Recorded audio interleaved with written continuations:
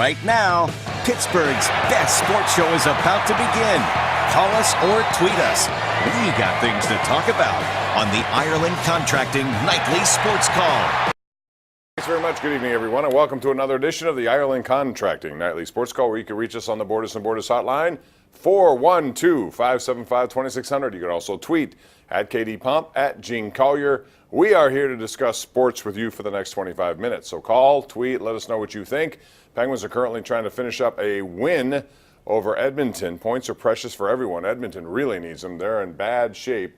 It's a 2-1 game right now. They continue to lead that game. Connor McDavid did assist on Leon Draisaitl's goal early in the game to make it 1-0, but then a big shorthanded goal, and that's been a problem for the Penguins. This time they use one to their advantage. They score with Edmonton on the power play, and it was Brian Russ converting a feed from Matt Cullen to tie it up, and then Teddy Bluger, who should never be scratched again, gets the go-ahead goal at this point. Matt Murray stops McDavid on a penalty shot and some other nifty saves as well. We'll get into that. We'll also talk about the Pirates' open camp. Gene Collier, outstanding columnist of the Pittsburgh Post-Gazette, is here. So, Gene, as this game finishes up, we'll get to it in a second, but let's talk about the Pirates. They open camp. This is probably the deepest and most competitive division in baseball. Also features 4 teams that have a lot more money invested in their payroll than the Pirates. So, just looking at it from where it is right now, give me an assessment of what you sense from the Pirates in 2019. I sense a 5th-place team, but the Pirates were a decent team last year, all things considered. They had a winning season, which they're rare around here. They have a good starting rotation, which is the most important things. But they also have things that have been removed: Jordy Mercer and Josh Harrison. And even though they didn't have great offensive players to the way the Pirates play, and they're important to the fans. There's been some subtraction and not a lot of addition. That's it's a typical Pirate offseason. But you're right, everybody in the division has gone out of their way to improve themselves, and it's going to be a difficult summer. It will, but they have some good pitching. Is a big component. If you can get consistency out of the young guys, bullpen's pretty good if you have a lead. The question is, can you get a lead? Given the fact that at this point we have no idea who their shortstop's going to be. We don't know if Adam Frazier can handle second base every single day. We don't know if Jung Ho Gung is going to be able to do anything at third with Colin Moran. At this point, it's whoever plays the best going to win. It doesn't look like there's going to be a platoon there.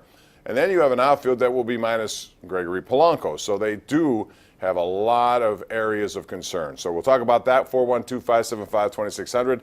Also, NFL, interesting. You're not surprised, but that doesn't stop teams from coming to agreements before the deals are announced. And today we saw one.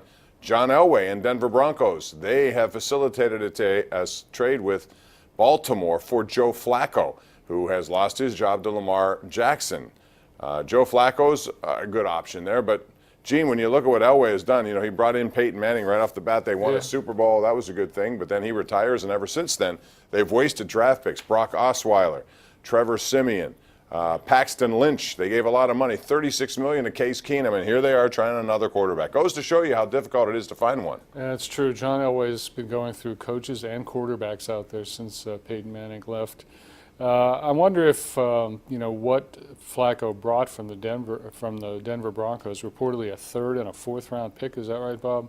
What does that mean to the Antonio Brown trade market? I mean, generally quarterbacks are worth more than wideouts. Yeah, but I still think the Steelers are going to wait until they get whatever offer they consider to be the best, and I still think it's going to be above a 4th or 5th rounder. I got to believe that, but you never know. The way things are going, the question is who would want him, especially if he demands.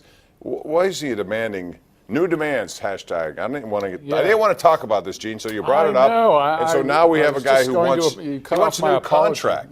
He can't do it. He has 3 years left on a contract. Who's going to give him? And you really reduced the field of suitors if you believe that. No one's going to want to give him a new contract. That's what I think. But there's always someone stupid enough to do it. All right. 412-575-2600. That's the number to call.